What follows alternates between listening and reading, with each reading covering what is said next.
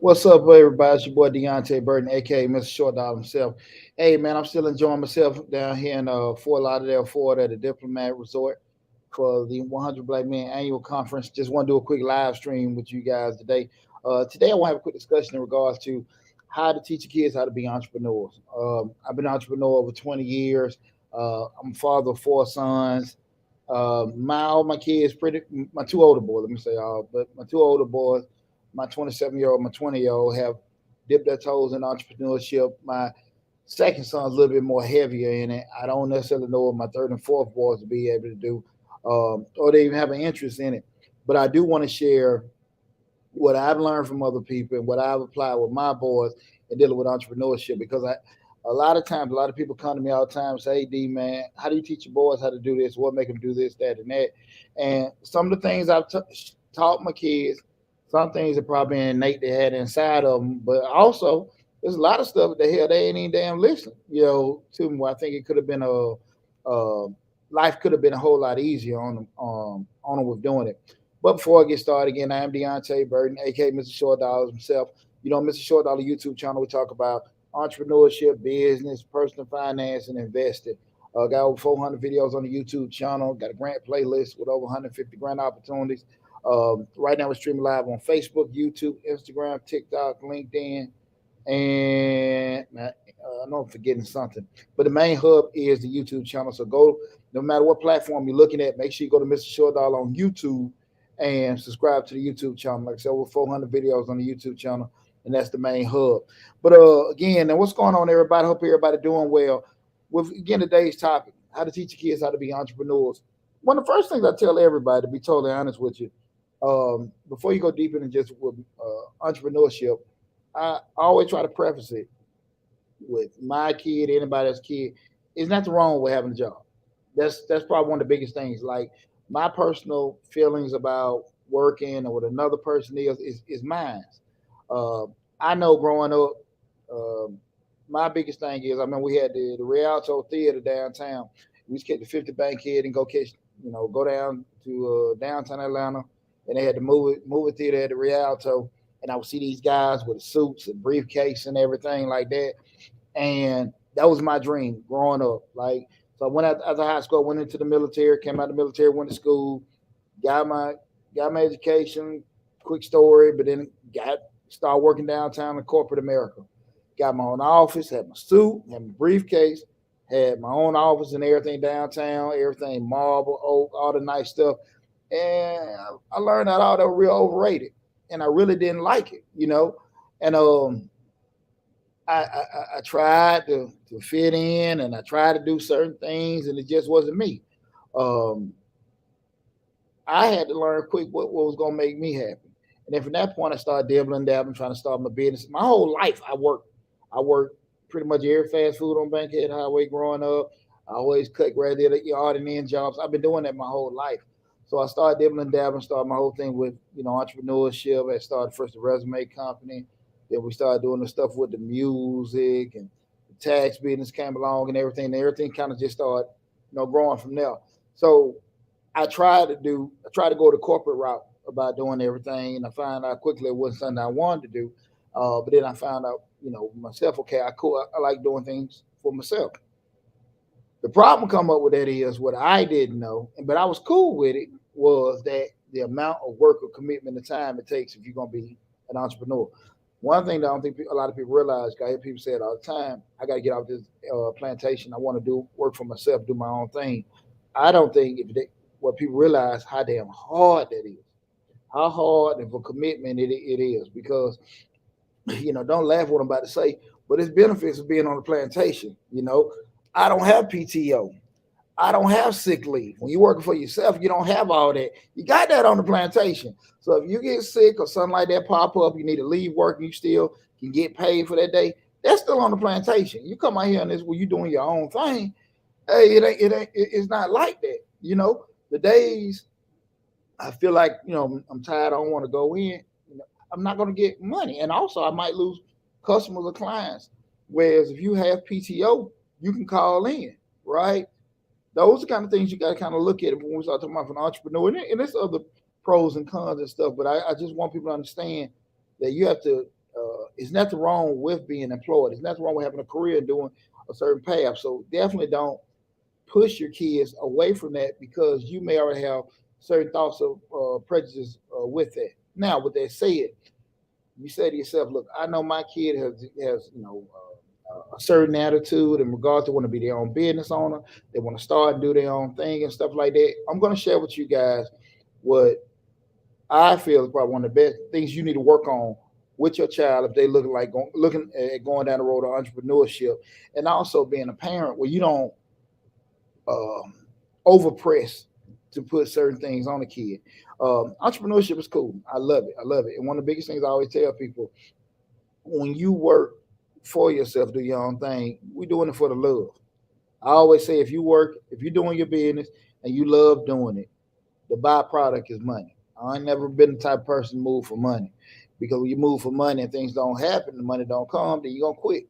But if you like doing it, eventually the money gonna come. It may not come when you want it to come, but it's gonna come, right? So those are the kind of things you want to have early those conversations with your children. Um, I've had those tough conversations with mine in regards to, hey man, listen, and they know that. Hey man, listen, money doesn't come this quick when you want to be an entrepreneur, and you got to sometimes just holler at them. Be realistic. I've had some conversation with my boys like, look, man, you want to go down this road of doing your own thing, you might never get you a job because at your job, if you work 2 weeks and come in a certain amount of time, you would get paid a certain amount of dollars. You could be an entrepreneur and work 2 weeks and work a certain amount of time and not get a damn thing. I always share with you guys.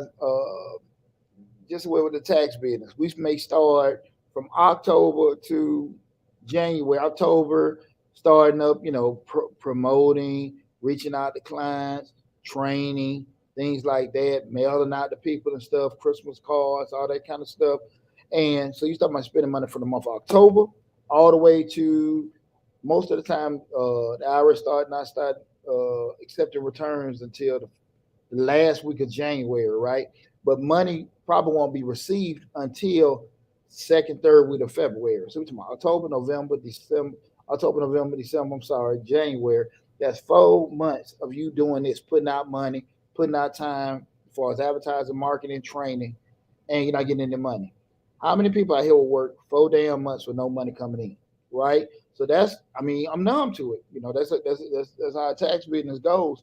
And there are a lot of businesses that are kind of cyclical like that. But if you haven't had the mindset to say, okay, I'm going to be planting these seeds, for when the harvest comes, you know, and you'll make all your money back and you'll do pretty good with it. But if you're not thinking of things that way, you're gonna have a hard time trying to be in business if you don't, if you can't process that. And those kind of tough conversations are the conversations you need to have with your children on the front end. Not you can do it. I think you can do it. I can believe you can do it.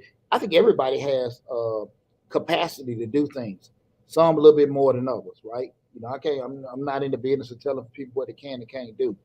I'm in the business of telling people the things you have to do in order to try to be successful. And if you can't really process those particular things, that's when you're gonna have problems. Because a lot of times, I think people have a lot of approaches with a lot of stuff um, that they probably think is a lot easier than what they are. You know, we did the video in regards to the 3 levels of entrepreneurship, in regards to just the free fall. I mean, the security blanket where you may have a job and you maybe just do a little stuff on the side, and then you go to that next level where you still have a job, but you've done a little bit extra. You may have got a lease for a building, but you're still working your job. And then that third phase, the free fall, where you're 150% entrepreneur, and understanding where your temperament falls in between. Uh, uh, a few skill sets. I got 4 skill sets I want to go over you guys in regards to things that I think you guys need to be looking at your kids to help them, become entrepreneurs and teach them, how to become better entrepreneurs. And the first one is just you got to encourage creativity. One, I did a video, I think it was on my other YouTube channel, Changing Lives. A lot of times people get caught up in the way they think and think the way that they think is the right way. And your child will suggest, hey, mom, I want to start this particular business, or why do people do this? And a lot of times parents will say, well, stop, shut up, stop asking so many questions. And that doesn't make any sense. People can't do that. But when you think outside the box and you'll be an innovator, the world will reward you and the world will make you rich. That's how you get an Uber. That's how you get a Lyft. That's how you get an Airbnb. That's how you get a pass split. Um, I'm just thinking of businesses that thought outside the box, even with your Facebook and social media. When you ask why not or try to create things that can make people's lives better or solve problems by thinking out of the box and being innovative, you will become a very rich person. What happens a lot of times, people's creativity and their imagination gets stifled by the people that's closest to them. That being, i.e., their parents or family, or friends, folks that are closest. You gotta be very, very careful who you share your dreams with, guys. Be very, very careful with it because it was a lot of times I don't think people mean to stop you from dreaming or stop you from thinking. It's just because they don't see it the way you do. They'll, you know, have a negative or a different outlook on it than you. So you got to be very, very careful what when doing that. So you got to encourage your kids to be creative, think this, that, and that. Flying. Mom and dad, I want to make flying cars. I want to make a robot that can help you get dressed. Somebody come scratch your back or something like things that people really aren't thinking about. Just you put some water in. I'm just running my mouth. Put water in a little package to make your whole dinner or something.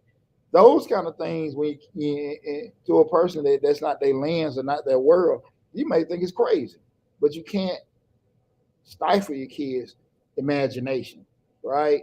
And like I said, that can be very hard, but you have to understand that hey, I got somebody that I'm raising that's a little different. The thing a parent needs to do to help encourage their creativity is what? Try to get them in situations where they're around what? More people just like them. Okay? If you're not a creative person, I'm not a creative person.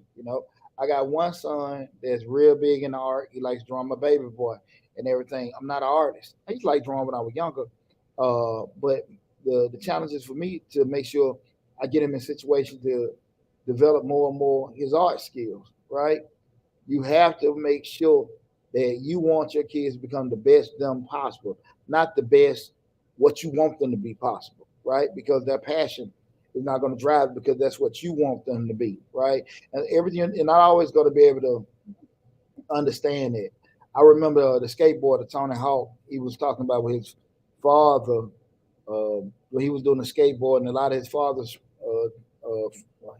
friends' children were going to college and stuff, and he was skateboarding. And a lot of his buddies were, giving his dad a little flack, like, "Hey man, why you letting your son skateboard?" And his dad never pushed him away from skateboarding. Then fast forward 15 years later, they got $100 million skateboarding company. I don't know if I'd have had that kind of courage with my son if I see him doing something like, "Hey man, why are you doing it?" I do ask my kids a lot. I'm real big on thinking.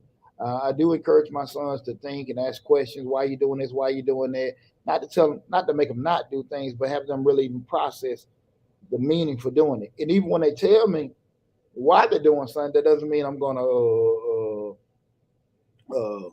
agree with what they're doing. But at least I know in their minds they're actually thinking about, why they're doing something. And that's one of the things you want to encourage with your kids. Again, that make sure you encourage your kids, number one, to be creative. That's one of the things we always want to make sure of that we're pushing creativity. We start talking about, how to teach your kids how to be entrepreneurs. Entrepreneurs, we need to be innovators. We need to be thinking outside the box. We don't need to be thinking status quo, right? Some things you can be doing that everyone else does, but when you're a true entrepreneur, you're doing a lot of pivoting, a lot of changing because you have the thing that you want to do, but things happen to change that. You got to be able to pivot and adjust, right? We've seen a lot of that in 2020. I tell people all the time, if you made it through 2020, you still here, and nothing really can stop you. And the same thing back in '07, '08, '09, where the market crashed before with doing it. And when I say we talk about entrepreneurs, I'm not talking about you just when you got your business license, now you're ready to say, you're an entrepreneur. We talking about you going through the gambit. But again, when you got your children and they telling you, "Daddy, I want to do this," and you've been on a road of, "Hey man, I just did 20 years at the factory. I've been working for the city 30 years. You need to go get you a job. You're trying to make and sell those things." that ain't where it's at. You need to go get you a job, son, because that's how you were conditioned. And there's nothing wrong on how you think or how you're conditioned with that. But if your child feels that way, ask them why. Don't stifle their dreams of, like I said again, your fears. So try to find people or places like, hey, and they have different meetup or entrepreneur groups and stuff. You can just say, hey man, I got a kid that's looking to do these particular things. What should I do? Can we come sit in on a couple of you guys sessions? You can just look up meetup.com. So you got different entrepreneur groups with doing it. You see different little mastermind groups. You can sit in there with your child, and you'll probably be surprised how many old people that are older than your child, that maybe even your age, that when you hear them talk, you hear your child, right? So you want to make sure that you, number one, don't encourage them also to be creative. Don't stifle their creativity. Don't stifle their thinking. Again, we're talking about how to teach your kids to be entrepreneurs. The first one is encourage them to be creative. The second one is you got to teach your kids how to persevere. Okay, you guys hit me all the time when I say no means not right now.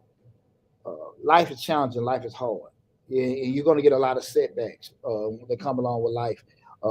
You see a lot of time with inventors that will work on a product or an invention, and you probably that 100th or 200th time, that's when the product worked. You got to teach your kids, look, man, you got to stay down. If you really want it, you got to stay down. And the moment you do quit, that's probably you maybe like an inch or two or a moment away from success. So you have to teach them, how to keep grinding and keep grinding, keep grinding.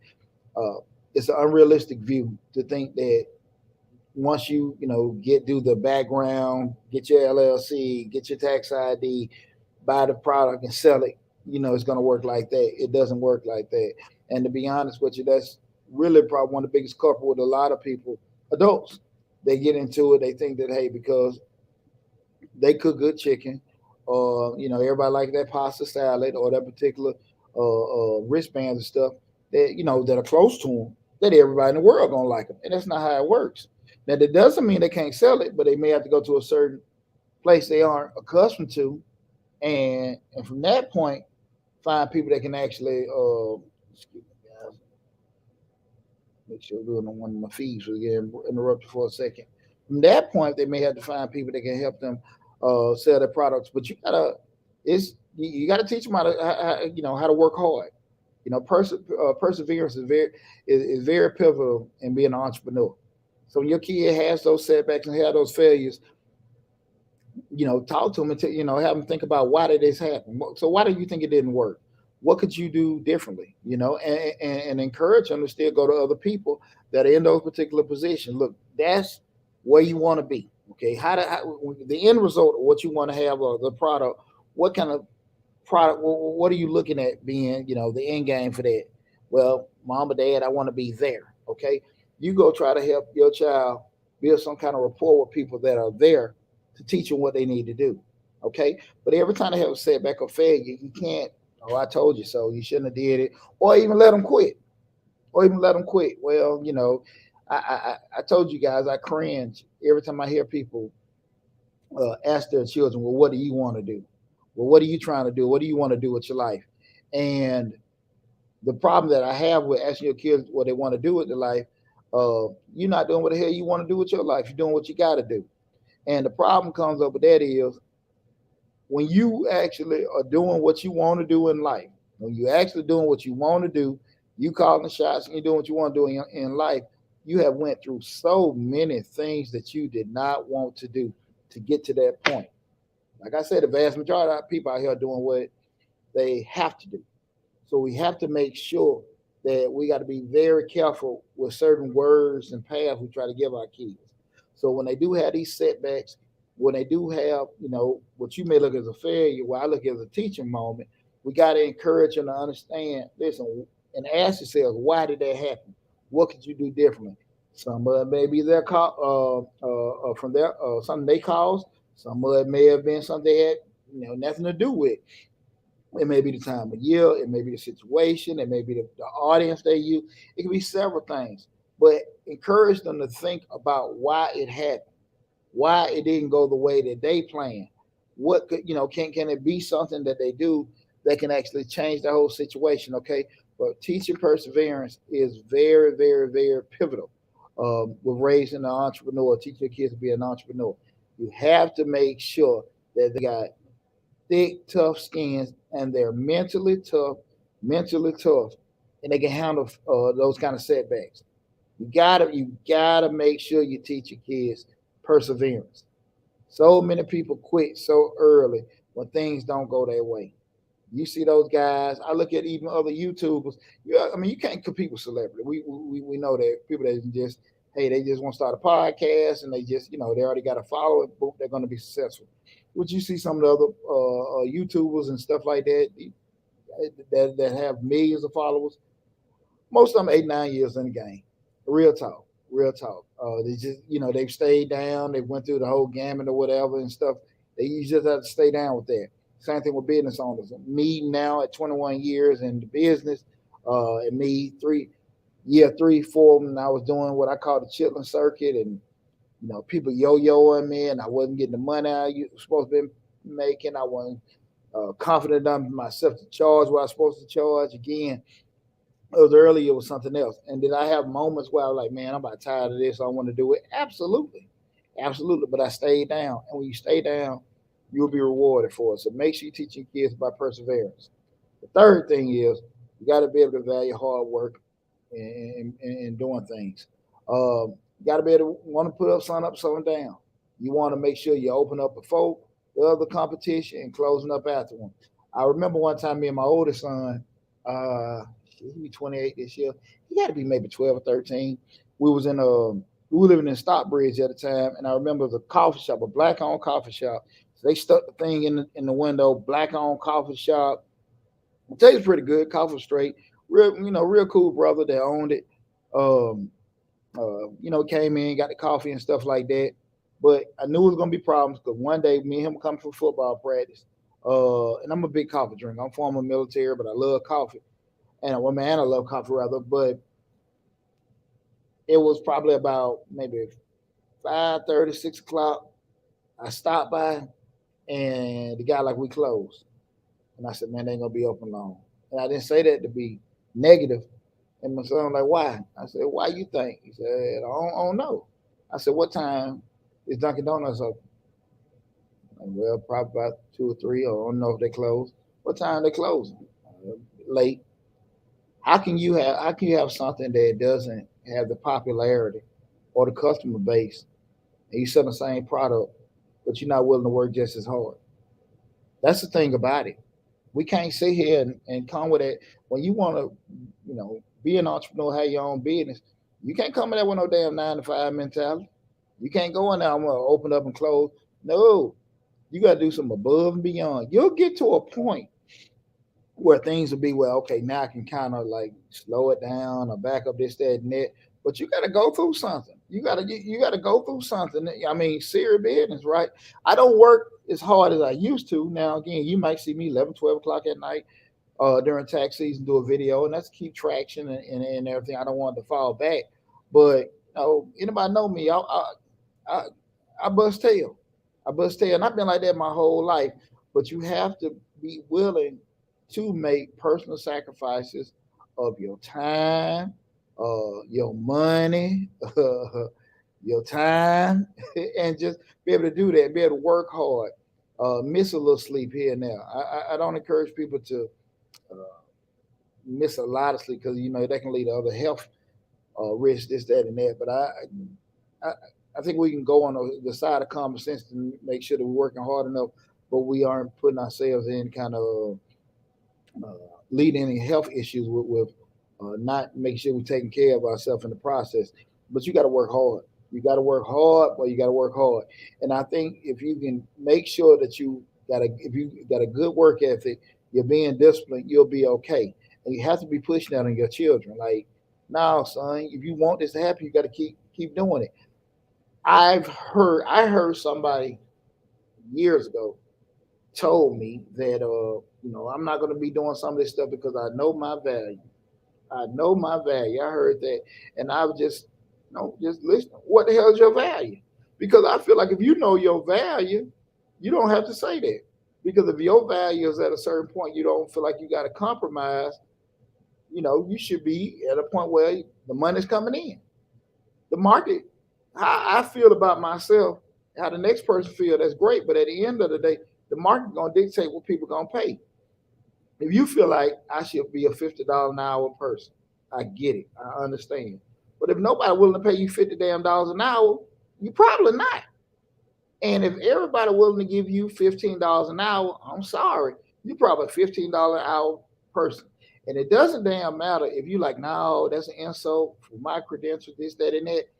Obviously, nobody that you trying to push your product or service to give a damn about that because they steady offering you that, right? LeBron James, and you see some of the other high profile athletes, the main ones, not when you talking about the mid or lower tier, they are always constantly getting pursued for people, for them playing for a certain team, for endorsements and things like that. They can command what they want. But if you are not getting pursued and all that, you can't do that. Well, you can do anything you want to damn do, but it ain't gonna damn happen. That's what I think a lot of people need to understand. You have to be willing to sacrifice and work hard for things to happen.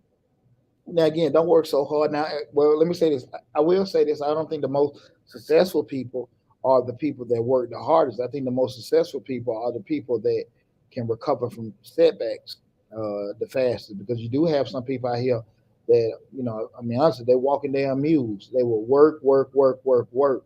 The issue comes up with I think the difference of the people that are going to be successful is when people have setbacks or failures, the successful people feel the pain of a setback or things going wrong, but they don't dwell on it as long as people that are not successful. What I mean by that is, just say you're trying to do a deal and the deal just falls apart in the ninth hour when y'all get ready to sign everything.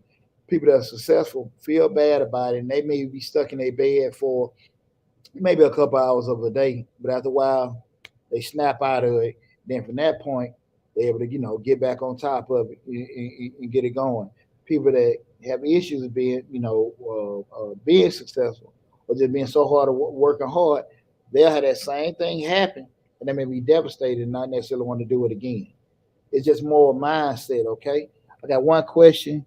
Good evening. Good evening. I'm out of gas, needing nonprofit to start. I'm out of gas, needing my nonprofit to start open with no capital or funds or leads. That's gonna be tough.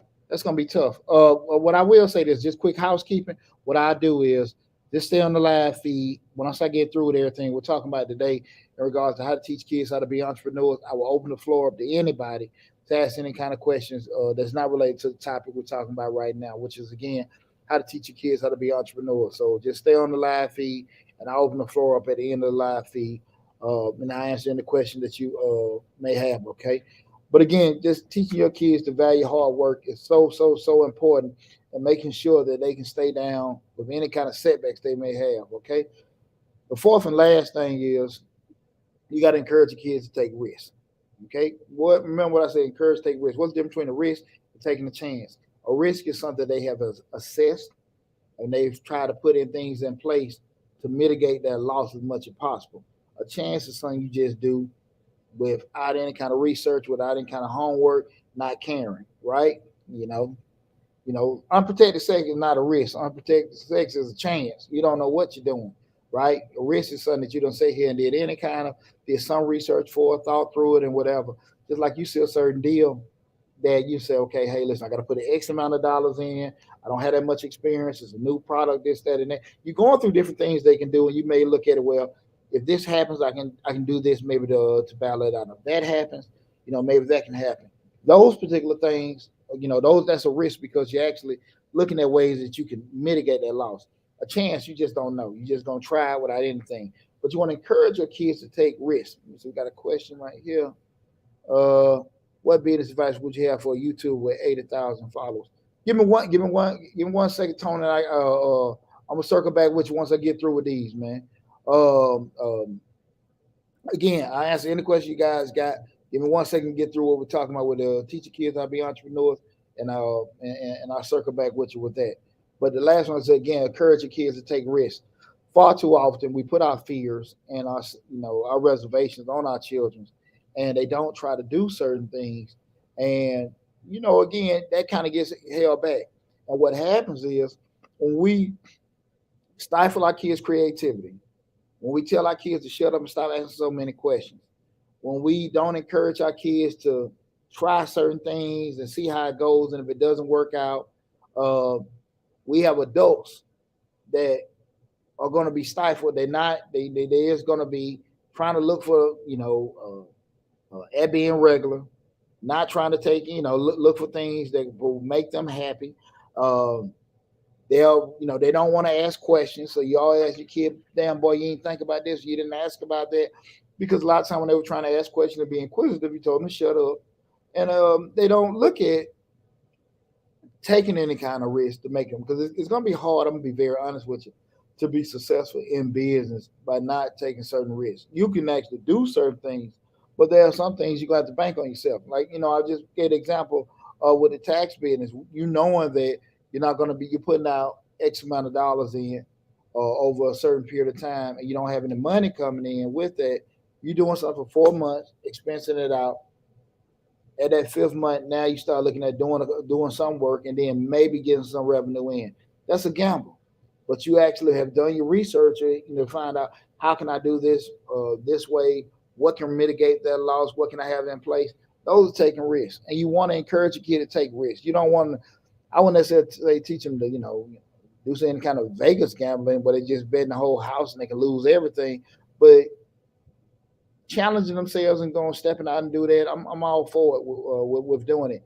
And you don't want to stifle your kids' opportunities to be business owners again because of your personal reservations. And I get it. I get it. I understand being nervous and being fearful and everything. You don't want your kids to go out there and um, uh, have failures or have mental breakdowns. I get it, but if they're wanting to do something that most people can't do, those guys you got to do things that most people aren't going to do, and that's it. Period.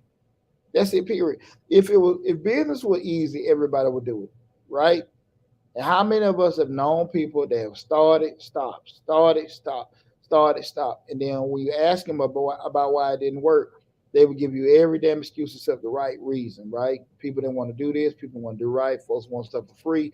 Everybody want to hook up this, that, and that. Like we talked about yesterday on the live feed, you can't really base your failures on what other people did or didn't do for you. You can only be, looking at it from what you didn't do, right?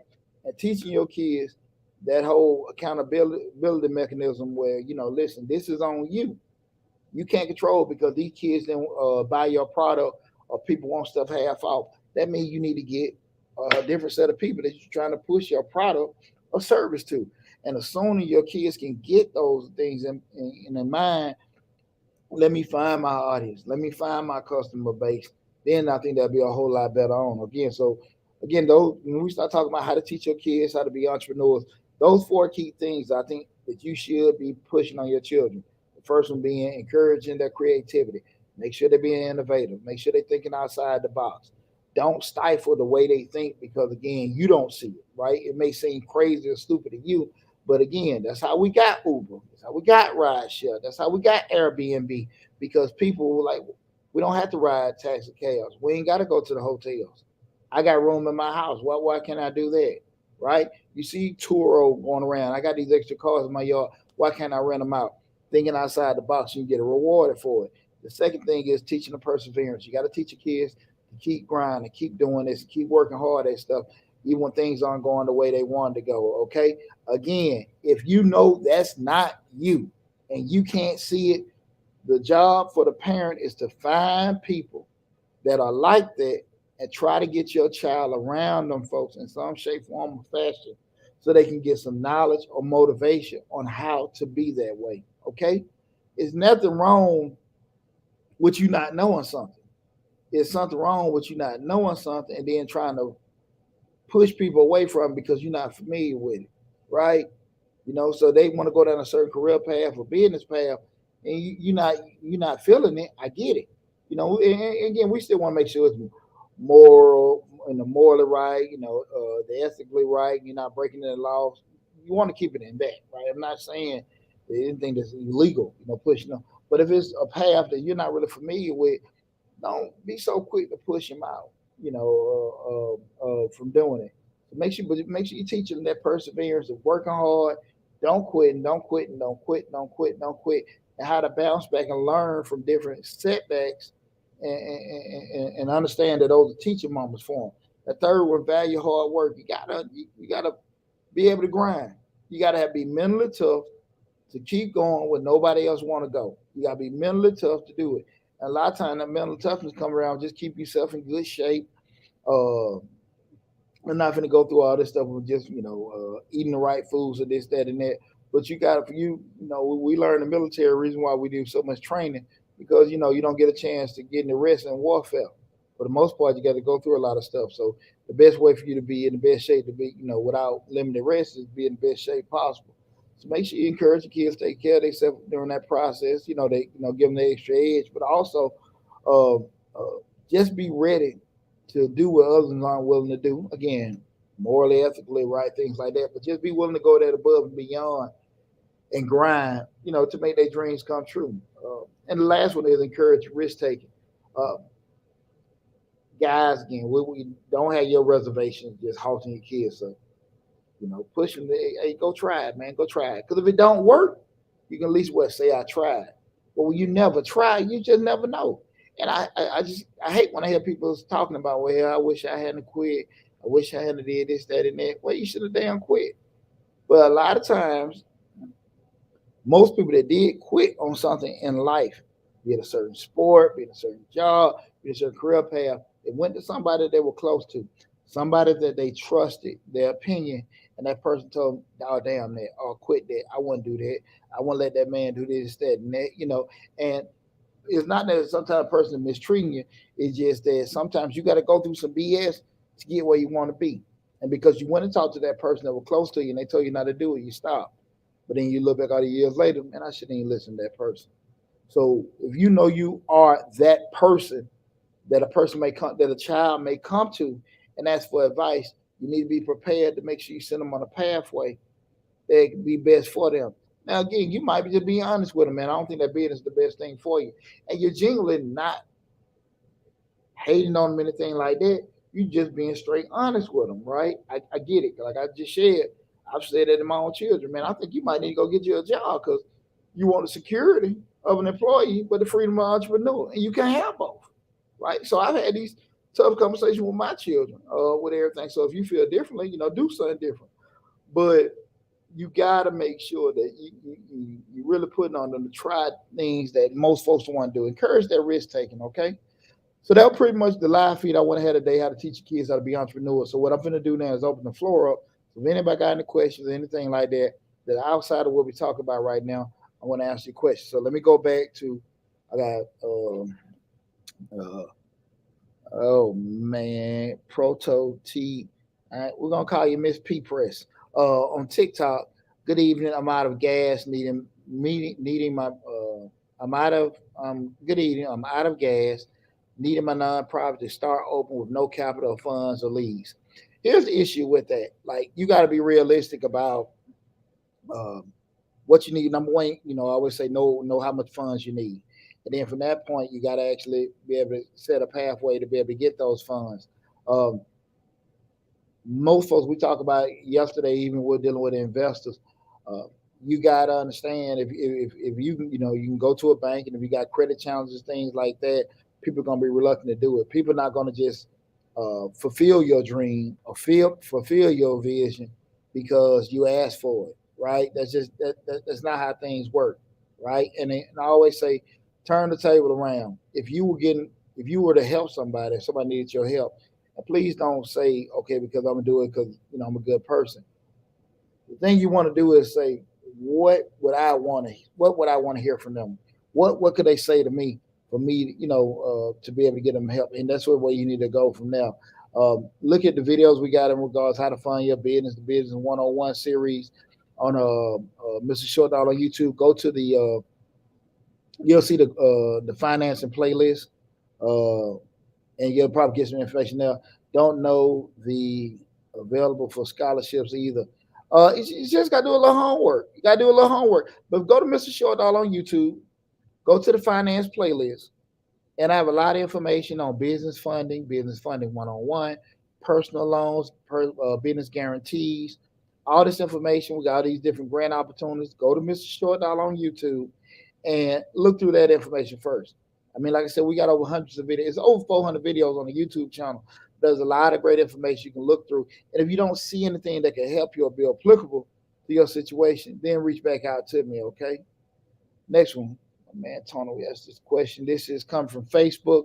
What business advice would you have for a YouTuber with 80,000 followers? I would just say this. It really depends on what they're trying to do.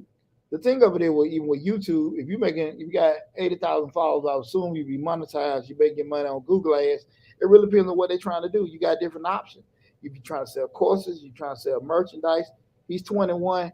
Do you know if he should be monetized? I would assume with doing it, but you got okay.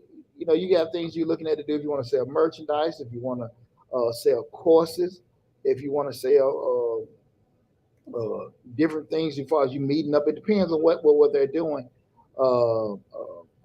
with that channel. Is I think is the following number is one thing, but it depends on what you're trying to do. If you got a high end product, low end product, because I always base all my things on 1%.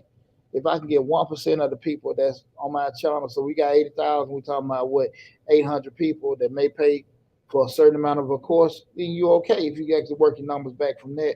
But it really depends on what they want to do, So again, if they want to go with that particular channel, what kind of channel is it? I need to figure that out. And then from that point, we start talking about the followers.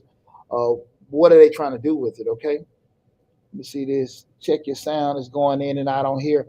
Uh, Traditionally on Instagram, I get issues in regards to the sound. I don't know what it is.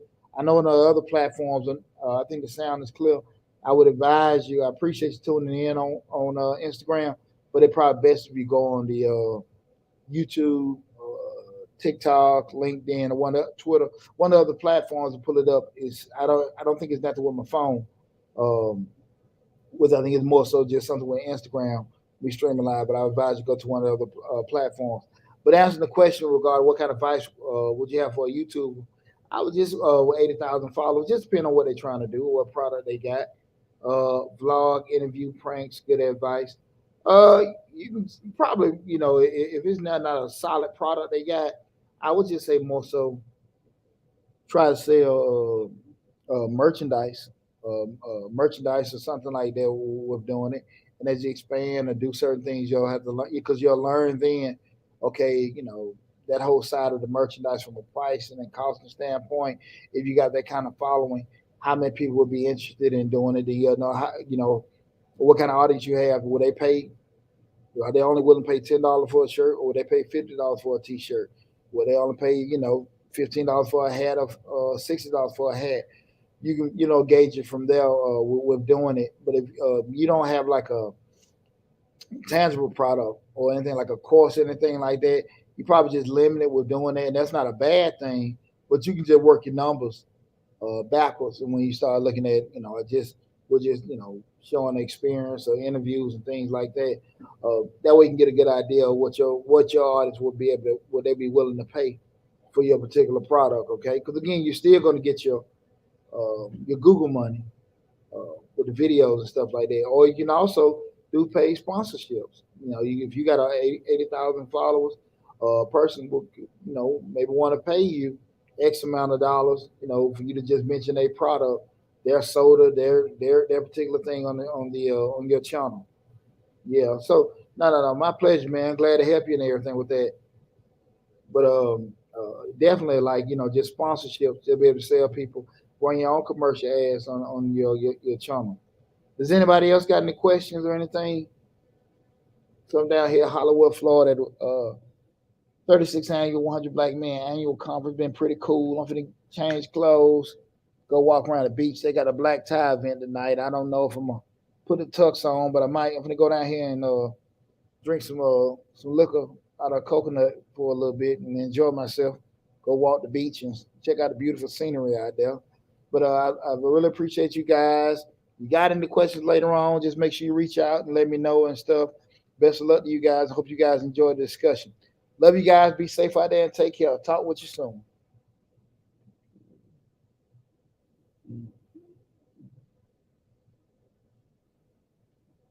Take it easy now.